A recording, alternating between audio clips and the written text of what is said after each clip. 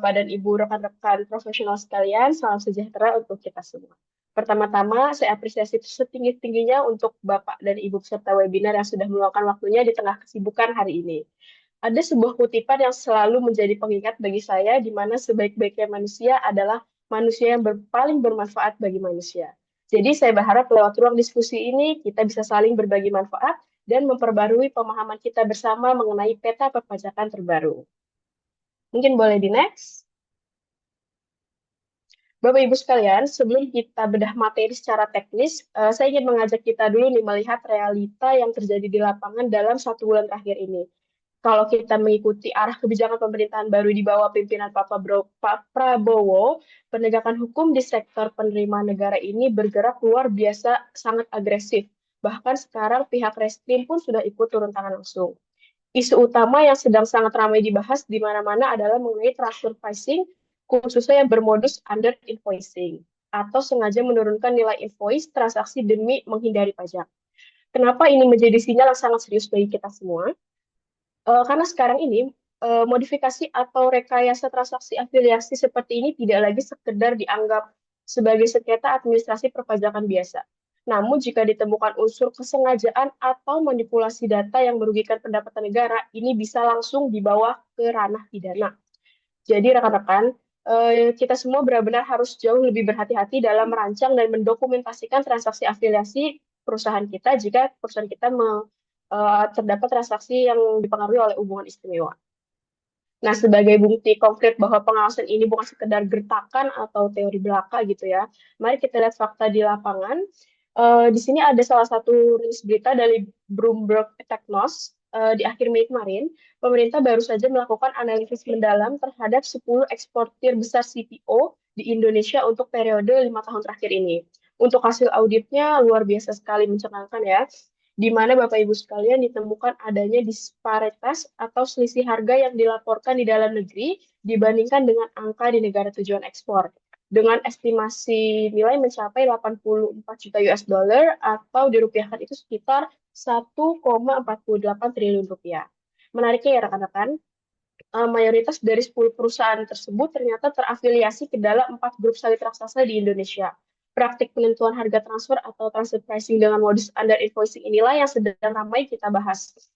Kasus ini menjadi alarm atau pengingat keras bagi kita semua karena ini membuktikan bahwa Direktorat Jenderal Pajak kini memiliki alat analisis data yang sangat tajam dan tidak main-main dalam melacak transaksi afiliasi, bahkan hingga ke tingkat grup usaha internasional. Nah, selanjutnya pertanyaannya, apakah pengawasan ketat ini hanya menyasar korporasi raksasa kayak industri CPO ini? Ternyata tentu tidak ya. Di slide berikutnya ini, boleh di next. Kita akan melihat celah di ranah yang lebih kecil pun sekarang sudah dikunci oleh pemerintah. Rekan-rekan, pemerintah baru ini menerbitkan PP 20 tahun 2026 yang tujuan utamanya sebenarnya sangat mulia, yaitu memberikan kemudahan perpajakan berupa tarif super murah, yaitu PPh final 0,5% untuk mendorong pertumbuhan sektor UMKM. Namun, di balik fasilitas kemudahan tersebut, otoritas pajak justru menemukan adanya variabel penyebab yang akhirnya memicu pengetatan pengawasan. Nah, mengapa bisa diatur seketat ini? Karena pada dasarnya di lapangan sendiri banyak oknum yang memanfaatkan celah ini dengan berbagai modus manipulasi yang bisa kita lihat di slide ya. Ada dua modus utama. Yang pertama itu ada modus batching. Ini adalah suatu strategi wajib pajak yang secara sengaja menahan atau merekayasa pelaporan omset agar angkanya tetap berada pas atau sedikit di bawah ambang batas atau threshold, yaitu 4,8 miliar per tahun. Tujuannya murni manipulatif agar mereka terhindar dari kewajiban pembukuan, mempertahankan tarif murah 0,5%, dan yang paling krusial adalah agar tidak dikukuhkan menjadi PKP atau pengusaha kena pajak. Padahal batas 4,8 miliar itu sendiri berlaku jika terdapat penyerahan barang dan atau jasa kena pajak. Nah, yang selanjutnya ini ada modus yang kedua rekan-rekan, yaitu adalah firm splitting. Di sini taktiknya itu adalah memecah satu kesatuan bisnis atau gurita usaha yang sebenarnya sudah besar menjadi beberapa entitas hukum kecil yang baru atau bisa dipecah menjadi beberapa PT atau CV atau bahkan memakai nama orang pribadi yang berbeda-beda. Tujuannya murni agar masing-masing entitas pecahan tadi omsetnya tidak melewati batas 4,8 miliar sehingga seluruh usahanya secara sah bisa memecah dan menikmati fasilitas tarif 0,5%. Nah, seperti yang saya sampaikan di awal tadi, skema penahanan omset atau bunching ini dan pemecahan badan usaha firm splitting hingga kesengajaan menghindari pengukuhan PKP saat melakukan penyerahan BKP atau JKP kini tidak lagi dipandang sebagai kelalaian administrasi biasa. Jika ada unsur manipulasi, ini justru sudah masuk ke ranah pidana. Lalu gimana instrumen DJP untuk menangkal modus-modus di tahap awal kayak bunching, firm splitting? Nah, mari kita boleh lihat di slide berikutnya. Oke, masuk ke slide berikutnya. Ini adalah instrumen pengawasan berkala melalui PMK 111. Ini tuh PMK terkait pengawasan, khususnya kita bisa lihat di pasal 4. Di pasal ini ditegaskan bahwa ranah kegiatan pengawasan oleh AR atau account representatif kantor pajak memiliki kewenangan penuh untuk melakukan penentuan dan meminta dokumen harga transfer atau transfer pricing documentation lewat skema SP2DK atau skema pengawasan tadi ya. Nah, ini artinya apa rekan-rekan? Kita semua harus jauh lebih berhati-hati karena dulu kita sering berpikir bahwa Tipidok itu ya akan diminta atau dibedah saat cuman masuk proses pemeriksaan pajak oleh auditor. Sekarang peta polanya sudah sangat berubah total. Baru di tahap pengawasan atau monitoring rutin oleh AR saja kita sudah bisa ditagih dokumen harga transfer tersebut. Kalau dilihat di sini dia highlight merah oleh kami. Untuk pengujian dan substansi mengenai Tipidok itu sendiri semuanya sebenarnya diatur secara rinci di PNK 172, di mana kita wajib menerapkan prinsip kewajaran dan kelaziman usaha atau PKKU dalam transaksi yang dipengaruhi hubungan istimewa. Jadi kesiapan Tipidok ini sebenarnya sejak awal sudah jadi tabing utama kita agar urusan pengawasan air ini tidak melebar ke ranah yang lebih jauh. Jadi seperti langkah preventif yang bisa kita lakukan. Boleh di next. Baik, selanjutnya masuk ke ranah pengawasan air. Tadi kita membahas ranah pengawasan air, sekarang kita masuk ke ranah yang lebih dalam lagi, yaitu proses pemeriksaan pajak. Di slide ini, di layar semua, di sini ada perubahan yang sangat fundamental di dalam PMK 15 tahun 2025. Di sini ada satu poin penting yang wajib di-highlight oleh rekan-rekan dan oleh saya sendiri juga. Di dalam aturan pemeriksaan terbaru ini, semangatnya ada efisiensi waktu. Jadi secara umum, semua pemeriksaan pajak ini tidak ada lagi perpanjangan waktu. Batas waktunya dibuat ketat agar prosesnya juga tidak berlarut-larut. Nah, kecuali satu hal nih, semua rekan-rekan bisa fokus ke highlight merah yang ada di layar. Di sini ada pengecualian tunggal yang sangat besar, pemeriksaan atas transfer pricing atau transaksi afiliasi. Khusus untuk wajib pajak yang terindikasi melakukan transfer pricing, pemeriksaan justru diberikan amunisi tambahan berupa perpanjangan waktu pemeriksaan selama 4 bulan. Nah, justru apa maknanya untuk kita sebagai wajib pajak? Jadi, ini bisa diartikan mungkin ya, otoritas pajak sangat sadar bahwa menguji kewajaran transaksi afiliasi itu sangat amat kompleks dengan diberikan waktu ekstra 4 bulan khusus untuk kasus transfer pricing. Ini adalah sinyal bahwa pemeriksa akan membedah dokumen kita secara jauh lebih mendalam, prudent, dan juga tajam. Kita benar-benar dituntut untuk siap dari segi substansi transaksi itu sendiri. Boleh di next? Baik, selanjutnya kita bisa melihat kriteria pemeriksaan pajak untuk menguji kepatuhan berdasarkan PMK 15 tahun 2025. Saya ingin mengajak rekan-rekan semua memberikan perhatian khusus kalau kita lihat semua di poin H. Di sana tertulis bahwa pemeriksaan dilakukan terhadap wajib pajak yang melakukan penggabungan, peleburan, pemekaran, likuidasi, pembubaran, dan juga atau meninggalkan harta di Indonesia untuk selama-lamanya. Nah, ini menjambung sekali dengan kondisi hadirnya PP 20 tahun 2026 yang kita bahas dari awal tadi. Pasca pengetatan aturan omset atau tarif 0,5% di PP 20 ini, banyak skema bunching atau firm splitting yang mulai goyah. Akibatnya ada kemungkinan banyak oknum CV atau PT yang merasa sudah tidak berhak menikmati tarif yang tadi atau ketakutan justru lalu mengambil langkah pintas untuk buru-buru membubarkan usahanya atau melakukan likuidasi. Bahkan bagi PMA, mereka bisa memiliki opsi yang cukup ekstrim, yaitu menutup investasi dan meninggalkan Indonesia untuk selama-lamanya. Namun pertanyaannya di sini, menurut saya, apakah membubarkan diri atau pergi meninggalkan Indonesia, urusan pajak selesai begitu aja begitu mereka memiliki keputusan yang tadi? Tentu aja enggak ya semua rekan-rekan. Berdasarkan poin H ini, tindakan penutupan usaha tersebut justru menjadi pintu otomatis atau bisa kita bilang itu bisa jadi trigger mungkin ya bagi DJP sendiri untuk melakukan pemeriksaan kepatuhan. Dan disinilah pengujian transfer pricing akan masuk secara total. Sebelum izin pembubaran atau penghapusan NPWP diberikan, pemeriksa pajak akan melakukan audit clearance. Mereka akan menarik data historis transaksi afiliasi perusahaan tersebut ke belakang, lalu menguji apakah penentuan harga transfernya sudah wajar, atau justru ada indikasi lain, seperti penimbunan laba misalnya. Jadi rekan-rekan semua, membubarkan usaha atau kabur ke luar negeri pasca pengetatan keluar PP 20 ini menurut kami atau menurut saya sendiri bukanlah solusi yang aman gitu ya. Tindakan ini justru akan memicu pemeriksaan yang lebih dalam di mana akun-akun transfer pricing biasanya akan dibedah habis-habisan oleh otoritas pajak. Nah, dari penjelasan tadi rekan-rekan mungkin itu terlalu teoritis mungkin ya. Mungkin selanjutnya untuk pembahasan teknisnya yang jauh lebih mendalam, selanjutnya akan saya serahkan kepada yang lebih ahli atau yang lebih berpengalaman. Yang sudah selanjutnya saya berikan kepada Pak Yazid. Pak Yazid sudah ada? Oke, kepada Pak Yazid, Oke, waktu dan terima layar saya kasih persilakan. Mbak Triana. Terima kasih. Bismillahirrahmanirrahim. Assalamualaikum warahmatullahi wabarakatuh. Selamat pagi teman-teman semua. Kedengaran suara saya ya? Aman ya? Terdengar, Pak. Terdengar, Pak. Oke. Oke, izin share screen teman-teman. Melanjutkan materi Mbak Triana,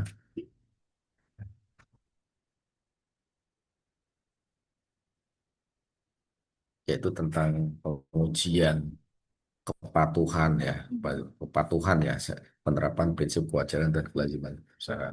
Jadi webinar Juni ini adalah webinar series dan ini series ketiga. Webinar series pertama sudah disampaikan sama Mbak Izza 2 minggu lalu dan insya Allah nanti pertamanya akan kita taruh di YouTube yang lebih banyak membahas kemarin terkait hubungan istimewa, bagaimana penerapan prinsip wajar yang diinginkan oleh DJP based on PMK 172.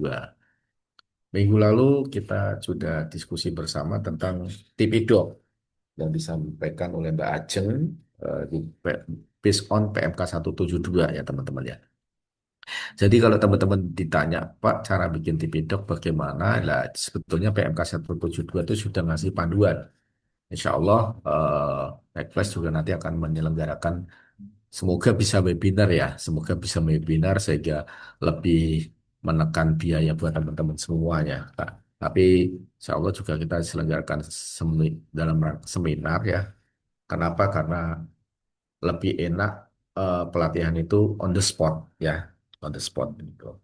Karena ada beberapa mungkin pertanyaan yang teman-teman lebih kritis kalau bertanya langsung on the spot karena kita kan dia kalau webinar kan agak record.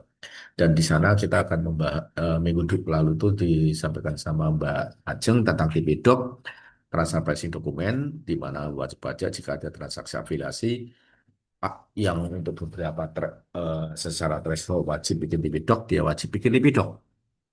Tetapi bagaimana Pak kalau nggak wajib TPDoc? Ya karena dia nggak wajib bikin TPDoc, tapi tetap dia wajib menerapkan prinsip kewajaran dan kelaziman usaha atau biasa kita kenal menerapkan prinsip Arm's Principle (ALP) ya.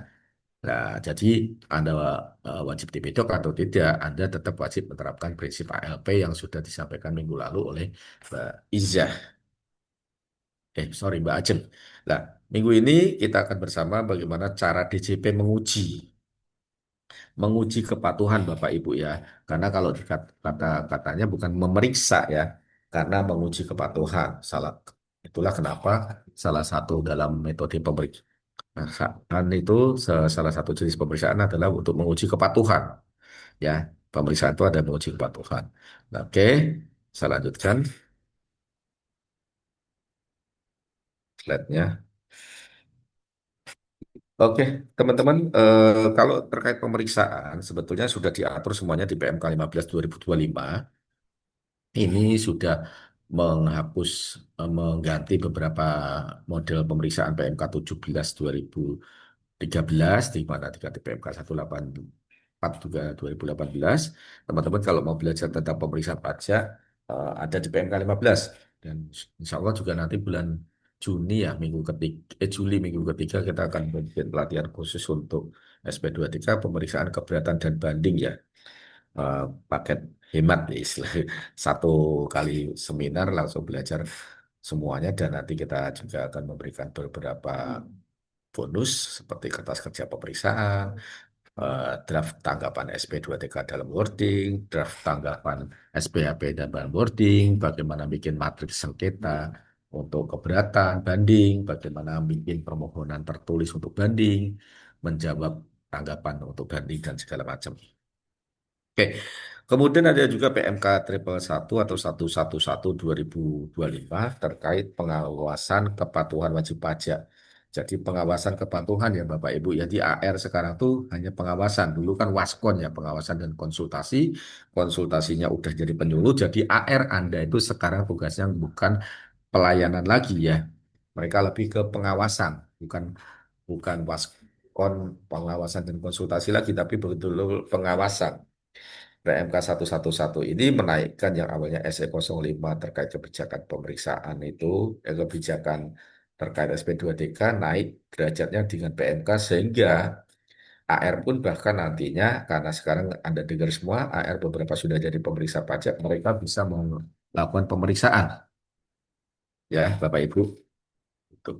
Nah, ini ada PR 22 2013, ada yang bilang sudah terhapus karena cantolannya ini adalah PMK 17 terkait pemeriksaan. Dan ini adalah SE50 surat edaran tentang petunjuk teknis pemeriksaan untuk BP yang ada hubungan semua. Ini juga 2013, cantolannya juga PMK 17 2013. Cuman ini saya rasa tim pemeriksa masih memakai petunjuk-petunjuk di sini.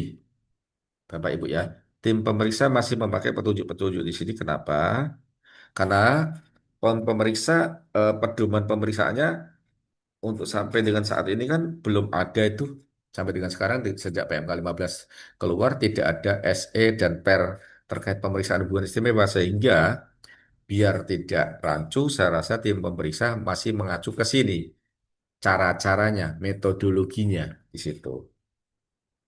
Makanya untuk teman-teman yang kena pemeriksaan SP2TK dan keberatan itu saya sarankan untuk ngikutin ini Bapak Ibu ya gitu. Oke, oke mantap. Oke, mohon izin, Mbak. Udah lanjut aja deh, biar enak sih. Oke, jadi teman-teman selain mengikuti PMK 172 terkait hubungan istimewa, sebaiknya teman-teman juga eh, terkait pemeriksaan, terkait SP2TK, terkait bagaimana bikin TP-Doc yang baik, mengikuti pedoman-pedoman yang ada di sini. Ya, pedoman-pedoman yang karena disinilah teknis-teknis tim pemeriksa pajak, teknis-teknis AR Waskon Anda, mereka menguji Anda, ya, mereka menguji Anda. Karena PMK 15 yang pemeriksaan maupun PMK 172 tidak ada petunjuknya. Tidak ada petunjuknya. Hanya mereka mengacu ke bagaimana penerapan prinsip wajarnya saja, penerapannya saja, tapi petunjuknya nggak ada yang secara khusus mengatur. Sehingga ini dibagikan. Nanti insya Allah teman-teman akan bagikan ini ke grup dan kalau teman-teman pengen mendalamin bagaimana PR 22 berjalan, ada juga di YouTube kami. Insya Allah di Teklas sudah ada. Oke, kembali ke lagi. Bapak Ibu terkait penyesuaian ya. Setelah adanya pemeriksaan, itu nanti ada tiga jenis penyesuaian, yaitu penyesuaian primer, penyesuaian secondary and correction atau penyesuaian sekunder, dan penyesuaian keterkaitan, ya, gitu. Nah, penyesuaian primer itu apa? Nah, penyesuaian primer yaitu DJP berwenang untuk menentukan kembali besarnya penghasilan dan atau pengurang dalam bentuk biaya ya, untuk apa? Untuk menguji kepatuhan. Ya, jadi DJP punya kewenangan di sini dilindungi dengan memakai dasar pasal 18 Undang-Undang Undang-Undang PPH. Ya, pasal 18 ayat 3 tepatnya. Di sini DJP akan melakukan pengujian pemenuhan kewajiban Tipidok. Jadi kalau Anda sudah wajib Tipidok, diuji itu, diuji Tipidok Anda, wah, oh, ini WP wajib Tipidok. Kemarin teman-teman kan sudah lapor SPT based on Cortex, di mana lampiran 3 sekarang menjadi lampiran 10 di Cortex, Anda ada hubungan istimewa. Begitu Anda men-state ada hubungan istimewa dan Anda di situ menyatakan dokumen tersedia 4 bulan kan setelah berakhirnya tahun pajak, minggu lalu sudah disampaikan sama Mbak Ajeng. Artinya apa? Jangan kaget kalau mendadak AR minta. Jujur, kami sudah ada 2-3 wajib pajak yang minta tolong ke kami pembuatan Tipidok dan sekarang sedang diminta Tipidoknya karena SP2DK oleh tim pemeriksa, oleh tim KPP. Bahkan belum SP2DK karena AR berhak minta karena itu adalah dokumen pendukung SPT. Sehingga SPT Anda nanti bisa dinyatakan benar, lengkap, dan jelas. Karena kebetulan wajib pajaknya menyatakan ada di Pidok. Jadi Anda wajib punya sehingga akan dilakukan pengujian. Nah, nanti dari Tipidok itu akan beralih ke pengujian prinsip penerapan kewajaran dan kelaziman usaha. Jadi ada 2 variabel. Kewajiban Tipidok Anda itu diuji dulu. Kalau memang wajib diminta. Kalau nggak ada, ya udah. Berarti Anda kena masalah itu. Nah, kalau sudah ada bagaimana Pak? Kalau sudah ada, dilihat penerapan-penerapannya based on PKKU tadi. Karena jujur minggu lalu bahkan kami agak ramai dengan KPP ya, salah satu KPP di Bandung sana. Oke. Eh, Sekarang bagaimana Pak jika BP memenuhi 2 ketentuan tadi? Dia wajib Tipidok, ada Tipidok, dan dia setelah submit diuji. Lah, pengujiannya akan dilakukan. Kalau dia memenuhi kewajiban Tipidok, ya, sehingga ditelusuri Tipidok ini angka-angkanya bagaimana, penerapannya bagaimana, apakah berdasarkan PKKU based on PMK 172. Makanya untuk teman-teman yang wajib Tipidok dan sudah ada Tipidok, Anda seyogyanya melihat lagi PMK 172. Di PMK 172 minggu lalu sudah disampaikan sama Mbak Ajeng, ada beberapa variabel yang minimal harus ada di Tipidok Anda. Kata-kata di aturannya adalah paling sedikit memuat, ya, paling sedikit memuat, paling sedikit memuat. Checklist Anda, bikin checklist sendiri Tipidok itu. Karena pastinya dari tim pemeriksa pajak atau tim AR juga Anda diuji sama AR akan melakukan checklist. Loh, poin ini kok nggak ada. Aturannya minta minimal memuat. Nah, itu berarti TP Anda yang Anda buat akan ada masalah di sana. Terus bagaimana Pak kalau dia tidak wajib dipidok? Kalau memang tidak wajib dipidok, AR tetap atau pemeriksa tetap akan menelusuri penerapan PKKU sesuai keadaan yang sebenarnya. Kalau yang ada di pedok tadi, yang sudah didokumentasi, disesuaikan keadaan sebenarnya. Benar nggak nih? Oh, usahanya distributor, faktanya benar distributor nggak? Oh, usahanya manufaktur, faktanya benar nggak? Kemudian transaksinya dia kehubungan istimewanya 100%, benar nggak 100%? Kemudian ada nggak pembayaran royalti? Oh, benar nggak? Kemudian misalnya, oh ternyata ada intragroup service, benar nggak faktanya ada dilakukan? Nah, itu. Tapi kalau tidak ada TP-Doc, pemeriksa pajak akan langsung atau AR akan langsung masuk ke ranah menelusuri penerapannya dengan step-step yang mereka sudah berdasarkan konsep mereka, Bapak Ibu. Lah, itu akan jadi masalah untuk wajib pajak yang tidak punya TP-Doc. Hanya gara-gara Anda tidak memenuhi kewajiban threshold. Nah, ibaratnya itu Anda wajib tidak wajib TP-Doc, Anda kan wajib membuktikan transaksinya Anda wajar. Bagaimana membuktikan transaksi wajar sementara Anda sendiri tidak punya dokumen, tidak punya catatan untuk ini loh Pak buktinya, saya sudah menerapkan wajar. Makanya saya nyarankan Anda wajib Tipidok, tidak wajib Tipidok sebaiknya membuat dokumentasi. Dalam bentuk apa, Pak? Ya dalam bentuk apa terserah Anda mau membuat dalam bentuk catatan tertulis ringan, ataukah dokumentasi atau analisis apa. Yang penting jika diminta oleh KPP, oh saya nggak wajib Pak, oke kalau you nggak wajib, bagaimana cara menerapkan wajarmu? Nah itu yang jadi masalah. Sehingga Anda punya catatan-catatannya tersebut, ya. Nah, oleh karena itu, bagaimana Pak dalam hal diketahui bahwa wajib pajak tidak menerapkan prinsip PKKU atau ALP, penerapan PKKU dilakukan BP tidak sesuai ketentuan PMK 172, kemudian wajib pajak tidak dapat membuktikan, ah, ada yang baru di PMK 172 itu tahapan pendahuluan, di Tipidoknya nggak ada, di lapangan dilihat nggak ada, dan terakhir harga transfer yang ditentukan BP tidak sesuai PKKU, maka DJP punya kewenangan untuk menentukan kembali harga transfernya tersebut ya. Mempertimbangkannya untuk misalkan salesnya dianggap akhir karena net margin yang kecil, ada transaksi hubungan di sales, berarti kemungkinan salesnya dianggap terlalu kecil. Kalau net marginnya terlalu kecil daripada prinsip wajar, karena transaksi yang dipurchase, mungkin purchase-nya dianggap kebesaran. Sehingga akan disesuaikan ya Bapak Ibu ya. Nah, masalahnya adalah Anda akan dipertimbangkan terkait tahapan penerapan PKKU. Tahapan penerapan PKKU. Mohon izin teman-teman kalau eh, jangan dicoret-coret dong, tim biar bisa kita nikmatin bersama ya Bapak Ibu ya.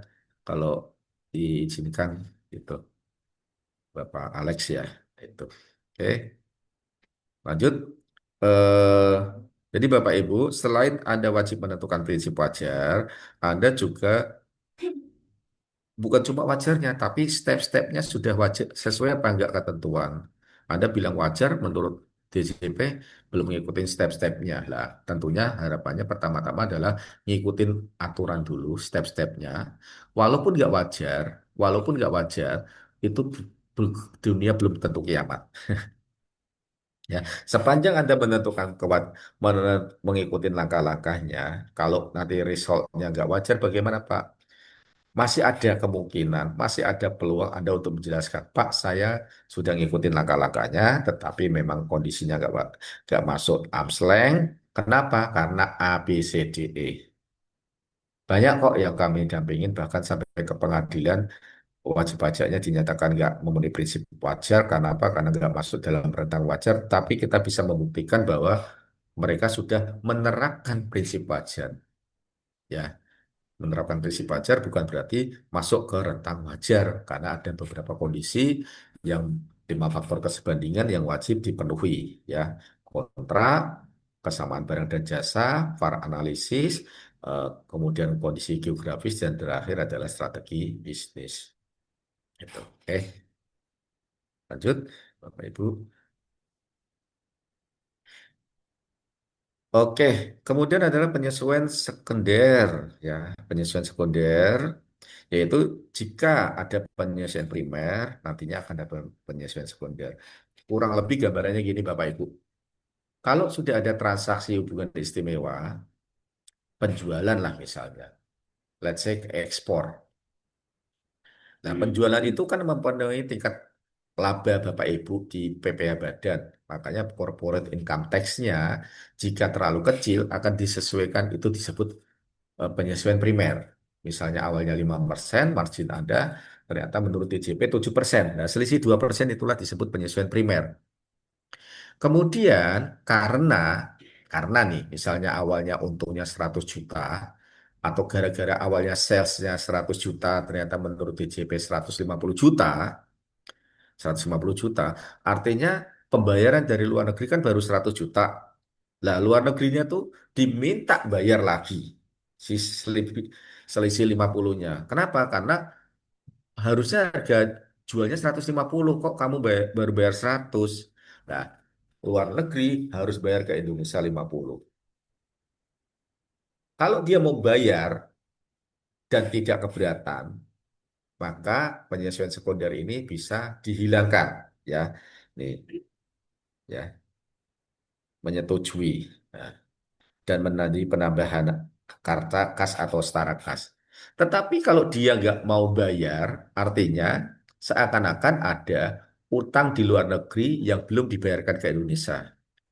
Indonesia punya piutang ke luar negeri. Dan piutang karena balance sheet-nya nanti di zerokan, berarti penjualannya itu sudah terbayar.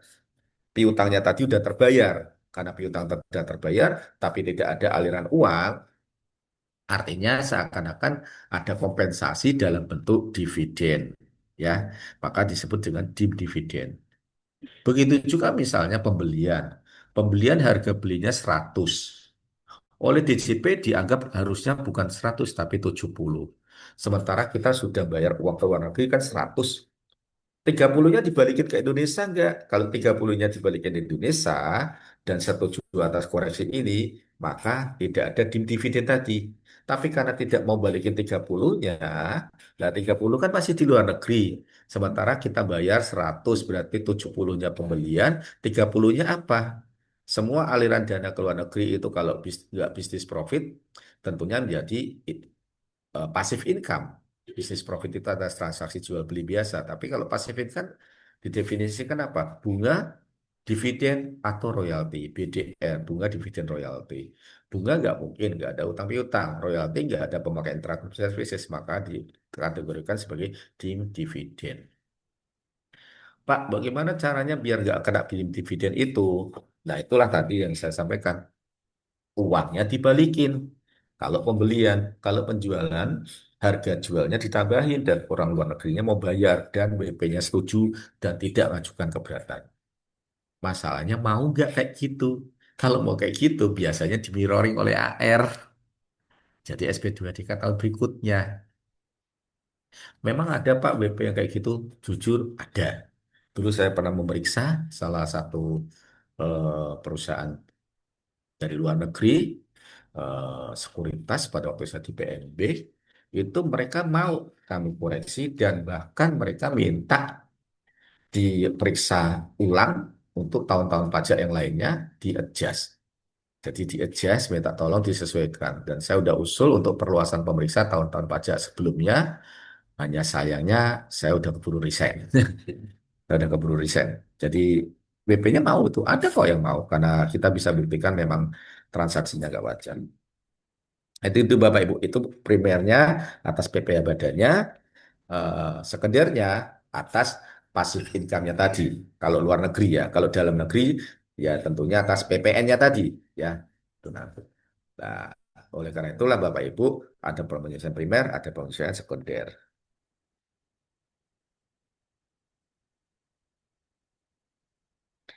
Lanjut. Kemudian ada penyesuaian PPN ini Bapak Ibu ya. Penyesuaian PPN biasanya di dalam negeri.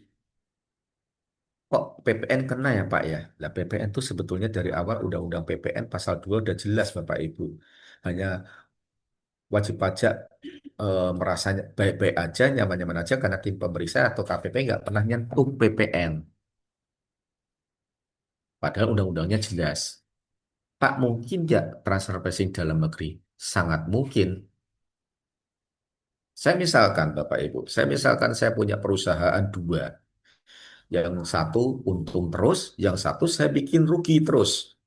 Suatu ketika, tahun kedua atau ketiga, keuntungan saya karena gede, pajak saya gede. Sementara perusahaan yang satu rugi, saya akan mengirimkan penghasilan saya, laba saya ke perusahaan yang rugi tadi. Misalnya, perusahaan yang rugi tadi seakan-akan memberikan jasa-jasa servis ke saya, atau melakukan transaksi-transaksi ke saya, dan saya membayar dia. Begitu saya bayar dia, jadi biaya otomatis saya punya profit turun. Begitu punya profit turun, pajak saya kecil. Sementara pembayaran saya ke perusahaan yang rugi tadi, kompensasi ruginya terpakai. Begitu kompensasi rugi terpakai, punya penghasilan dari yang si PT satunya lagi tentunya nggak bayar pajak. Itulah dalam transfer pricing berlaku cost center and profit center. Dan banyak terjadi juga itu di dalam negeri. Itu Bapak Ibu. Kedua, ya tentunya pemanfaatan pajak masukan, gitu. Pemanfaatan pajak masukan kita bisa. Ada banyak modus pemanfaatan pajak masukan, misalnya menggeser menggeser barangnya saja, biar apa? Misalnya karena restitusinya biar masuk. Kalau yang di saya restitusi, kita lupakan tentang restitusi pengembalian penjualan yang dipersulit ya Bapak Ibu ya. Misalnya, wah saya punya restitusi harusnya 1,3 M nih. Wah ini nggak bisa pengembalian pendahuluan nih. Akhirnya seakan-akan saya jual ke PT anak saya yang lain. Otomatis anak saya punya PM dong. Nah, sementara saya punya PK dong, sehingga saya punya penjualan turun, saya bisa restitusi pengembalian pendahuluan. Anak saya yang satu bisa juga minta pengembalian pendahuluan. Ya Bapak Ibu ya, cash flow aman. Itu untuk perusahaan, cash flow yang paling penting. Cash flow is the king ya. Itu contoh. Ya, Bapak Ibu itu bisa. Nah, dia ada penyesuaian harga jual atau penggantian ya.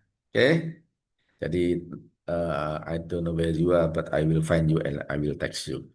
Jadi Bapak Ibu kembali ke tadi, negara berdasarkan pasal 14 itu berhak ngitung kembali jika ada hubungan istimewa. Nah, parameter bagaimana biasanya parameter resiko transfer pricing ini slide baru saya tambahkan ini karena biar kembali ini sudah kita lakukan pelatihan ini sekitar 3-4 minggu yang lalu ya Bapak Ibu ya. Cuman kita saya ulang lagi, yaitu jika ada transaksi hubungan istimewa, resiko-resikonya biasanya yang pertama adalah resiko restrukturisasi bisnis. Ini sangat mungkin terjadi dengan PP 20 ini. Karena beberapa badan usaha yang sudah nggak berhak, kemarin berharap diperpanjang, ternyata nggak diperpanjang, kemungkinan, kemungkinan mereka akan merger, lebur, akan bahkan mungkin diakuisisi, Bapak Ibu. Jadi kemungkinan ada itu. Hati-hati Bapak Ibu ya. Transfer pricing atas restrukturisasi bisnis itu ada ilmunya tersendiri. Mungkin kalau mau nanya nanti bisa tanya Mbak Izzah tuh. Ada ada panduannya Mbak Izzah udah baca OECD-nya mungkin tuh.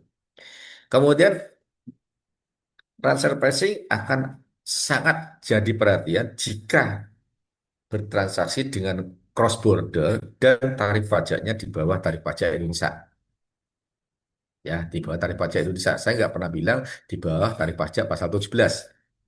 Ya, karena bisa jadi karena dia pasal 17 kemudian memakai 31E kan pajaknya kecil, dia memanfaatkan itu juga bisa jadi.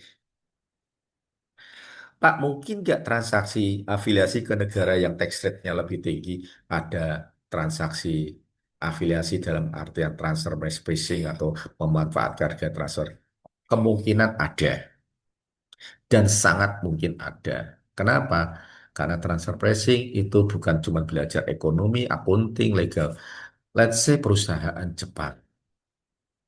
Ini saya bicara padanya karena biasanya banyak terjadi jika transaksi hubungan dengan perusahaan Jepang. Kenapa? Karena kita tahu sendiri Jepang itu dumping ya, menjual ke luar negeri lebih mahal daripada dalam negeri lebih mahal daripada di luar. Dan kedua, Jepang itu punya suatu pride jika bayar pajak di sana. Sehingga nggak apa-apa bayar pajak di Jepang lebih tinggi karena ada pride-nya. Sehingga mungkin ada transaksi hubungan istimewa di sana. Kemudian yang menjadi perhatian di JP berikutnya adalah jika ada intragroup services, biaya bunga terkait pembayaran royalti juga. Itu perhatian banget sama DJP. Ya, Bapak Ibu, perhatian sekali sama DJP. Kemudian jika Anda punya performa laba bersih usaha lebih rendah dibandingkan perusahaan sejenis. Baru-baru ada aturan bahwa wajib pajak diminta ke laporin ke notaris terkait omset bla bla bla bla bla laporan keuangannya. Itu bisa jadi nanti bisa jadi benchmark yang akan diterbitkan oleh Kemenkumham maybe karena mereka yang pegang dokumen. Tetapi sebetulnya DJP punya nggak? DJP tentunya punya karena SPT-SPT Anda kan submit ke DJP. Tetapi DJP belum memanfaatkan maksimal dalam bentuk membuat norma. Kalau saya sih pengennya sebetulnya DJP ngeluarin norma tiap tahun ya. Sehingga perusahaan ada benchmarknya, sehingga pemeriksa pajak kalau meriksa atau AR kalau meriksa punya benchmarknya tiap tahun, mungkin tiap kanwil, mungkin tiap provinsi mungkin gitu. Karena yang aturan norma sekarang kan sudah lama sekali Bapak Ibu. Ya, harapannya apa dengan adanya norma itu paling enggak dunia usaha itu akan melihat oh DJP memandang bisnis garmen itu rata-rata benchmarknya sekian sampai sekian ya. Kalau saya dirikan di Solo sekian, kalau dia berdiri di Kerawang sekian, kan tiap daerah lain-lain. Sehingga orang bisnis itu akan menghitung, oh kalau saya dirikan di Solo, mintanya DJP sekian nih, marginnya nih. Worth it lah aku dirikan di sana karena UMR lebih rendah daripada Kerawang. Itu akan jadi pertimbangan. Sebagai seorang bisnismen, investor itu jadi pertimbangan Bapak Ibu. Tuh, ya. Kemudian signifikansi transaksi Anda terhadap seluruh omset, terhadap penentu pada laba Anda. Misalnya salesnya totali ke grup, purchase-nya totali ke grup. Nah itu tentunya signifikan sekali. Tapi kalau salesnya ke grup cuma 10% daripada yang lain ya belum tentu ada masalah. Istilahnya resikonya rendah, bukan tinggi atau menengah. Kemudian perusahaan Anda di set seakan-akan diset rugi terus. Bahkan di pasal 18 jelas jika perusahaan rugi 3 tahun berturut-turut selama 5 tahun, jadi di antara 5 tahun itu 3 tahun berturut-turut, itu akan diperiksa, akan di benchmarking sesuai industri sejenis. Sekarang nggak aman-aman aja karena komparatif Kortek itu nongol semua ya Bapak Ibu. Kemudian adanya treaty abuse, yaitu indikasi penyalahgunaan P3B. Mudah-mudahan Tech Plus nanti bisa membuat webinar terkait P3B ya. Saya pengen banget membuat webinar terkait DARE, terkait CFC, Control Foreign Company, terkait beneficial owner, terkait treaty shopping. Saya pengen sekali tuh. Bukan cuma ke kampus, saya pengen bikin webinar tersebut juga insya Allah. Mudah-mudahan ada waktu dan masih panjang umur ya Bapak Ibu ya. Ke, berikutnya ke-8, adanya kemungkinan reinvoicing. Ini sudah kami dengungkan sebelum terkait tiba-tiba transfer pricing, reinvoicing sudah kita dengungkan lama karena bahkan setelah waktu saya jadi pemeriksa pajak pun saya masih menganggap transfer pricing itu bisa ke arah pidana ya Bapak Ibu. Walaupun banyak orang bilang transfer pricing nggak bisa pidana, saya bilang transfer pricing bisa pidana. Minimal pintu masuk ke pidana. Ya, pintu masuk ke pidana. Oke, dan ini adalah beberapa isu. Anda lihat transaksi Anda sendiri, isu-isunya apa? Biasanya isunya adalah dokumentasi, ya. Tipidok Anda dianggap nggak ngikutin aturan sesuai PMK 172. Jadi walaupun Anda dibikinkan oleh orang konsultan, make sure Tipidok tadi mengikuti PMK 172. Insya Allah, Tech Flash setiap hari Jumat, setelah webinar ini, selalu membuka eh, apa namanya konsultasi gratis ya. Dan minggu lalu sudah ada 2-3 perusahaan yang datang ke kami untuk diskusi gratis, tentunya dengan kita bikin NDA dan dia diskusi. Kemudian ya dia walaupun ada Tipidok loh Bapak Ibu, silakan datang, kita bantu bedah secara formalnya saja ya. Kemudian adanya eksistensi transaksi, kemudian perbedaan metode ya. Beda metode mungkin, let's say perusahaan Anda distributor, transaksi Anda hanya purchase saja dan pembuat Tipidok Anda memakai TNMM. Secara keilmuan, distributor itu sebaiknya resell. Selain itu, transaksi Anda terjadi di gross. Ngapain di net margin? Itu Anda harus bisa jelaskan. Harusnya yang diuji di gross dong. Dan gross itu adalah cap, resell, atau cost plus. Kok ini di gross mainnya tetapi TNMM? Pasti Anda harus punya alasan Bapak Ibu. Karena kalau distributor harusnya resell secara keilmuan transaksinya di gross harusnya resell cap atau cost plus. Loh kok TNMM? TNMM kan transaksinya di level sampai dengan mempengaruhi net margin. Nah itu pembuat Tipidok harusnya bisa menjelaskan ke Anda. Kemudian isu biasanya ya yang paling sering terjadi adalah data pembanding.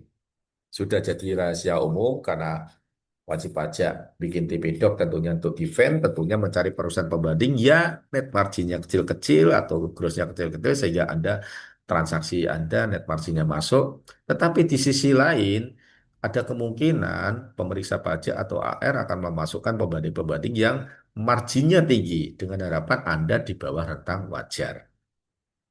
Ya, kemudian tentang rentang wajar. Lah, tentang rentang wajar yaitu tadi bisa jadi rentang wajar ada kemungkinan masalah adalah ada beberapa tim pemeriksa atau AR karena semua titik di antara rentang kuartil 1 sampai 3 wajar ada bahkan yang naruh di kuartil 3, ada yang naruh di kuartil 2, ada yang naruh di kuartil 1 dan semuanya harus punya penjelasan.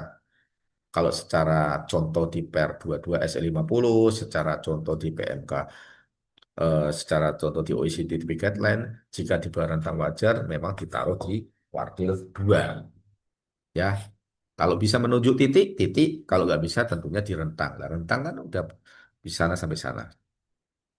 Kemudian terkait transfer pricing adjustment sering juga dispute. Kenapa? Ya itu tadi yang saya sampaikan. Anda masuk kategori nggak wajar secara arm's length-nya, tetapi menurut Anda jika di-adjust, masuk. Lah itu biasa jadi akan jadi masalah. Pak, saya memang nggak masuk. Kenapa nggak masuk?